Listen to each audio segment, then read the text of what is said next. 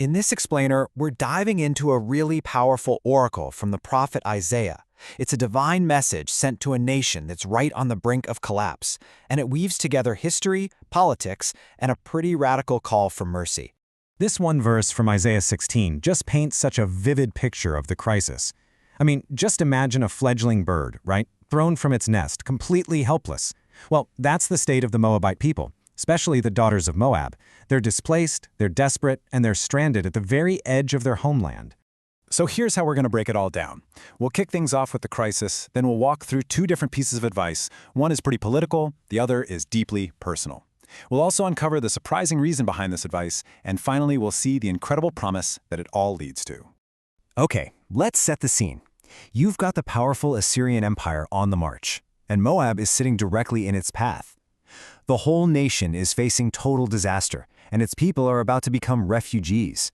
You see, the fords of Arnon wasn't just some random place. It was the literal border of Moab. So the image here is of a people pushed to the absolute limit of their own territory, ready to flee, but with absolutely nowhere to go. They're trapped, they're scattered, and they're completely exposed, just like that little bird cast out of its nest. So with this massive threat looming over them, the prophet Isaiah delivers a really surprising oracle. It's not a call to fight, a call to arms, but actually a call to submission and to reconciliation. The instruction here is incredibly specific. Send the lamb. Now, this isn't just any old gift. This is a tribute. Isaiah is telling Moab, look, you need to make things right with your neighbor, Judah, by restoring a payment you stopped making a long time ago.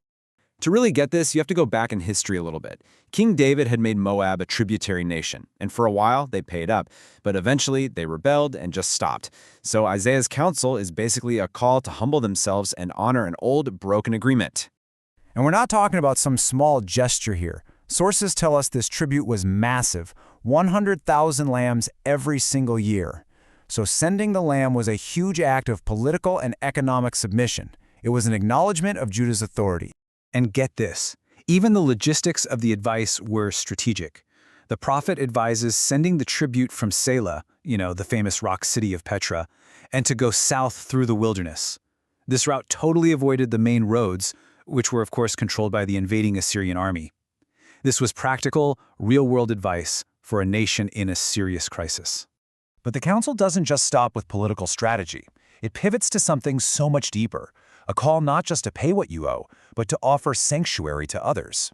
So the prophet tells Moab to do for others exactly what they themselves need, hide the outcasts from Judah, who are also fleeing the very same Assyrian threat. The command is crystal clear. Don't betray them, protect them. This phrase is just stunning. It's so poetic. I mean, think about the noonday. It's a time of intense heat, bright light, there's nowhere to hide from danger. And the prophet is telling Moab to become a place of impossible refuge. This just brilliantly illustrates the depth of this command. It's not just about, letting some refugees cross your border. It's about becoming a true covert, a real hiding place. Moab is being told to become the deep, cool darkness of night for people being hunted in the harsh light of day, to provide absolute, total safety.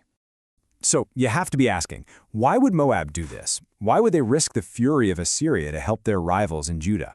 Well, the justification isn't political at all. It's familial. It's a reminder of a history they'd long forgotten. Let's just quickly trace this family tree. The nation of Moab descended from Lot, who was Abraham's nephew. But the connection gets even more direct. Centuries later, a Moabite woman named Ruth married into the tribe of Judah. And who was her great-grandson? None other than King David himself. So, you see, this isn't just a political alliance being proposed. It's a family matter. The prophet is reminding Moab that the very line of kings they're being told to honor actually has Moabite blood in its veins, and this just transforms the council from a political strategy into a moral obligation. Okay, let's bring this all home and see how this all builds to a magnificent prophetic promise.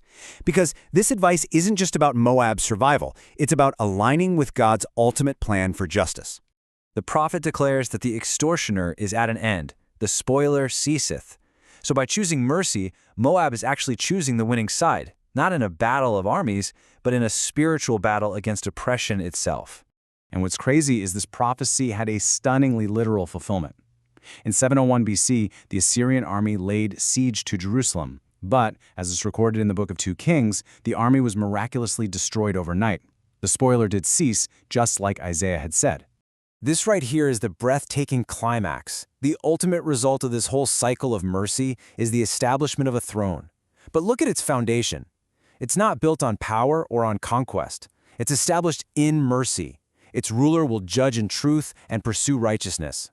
Many commentators see this promise as having a kind of dual fulfillment. On one hand, it pointed immediately to the righteous king Hezekiah, who trusted God through that whole Assyrian crisis. But it also looks forward, pointing prophetically to the ultimate king from David's line, the Messiah, whose kingdom would be one of perfect mercy and justice. And that really leaves us with a final thought. In a world that is so often defined by power and by self-preservation, this ancient text challenges us to consider a totally different foundation for leadership, for nations, and maybe even for our own lives. What does it truly mean to build on the unshakable foundation of mercy?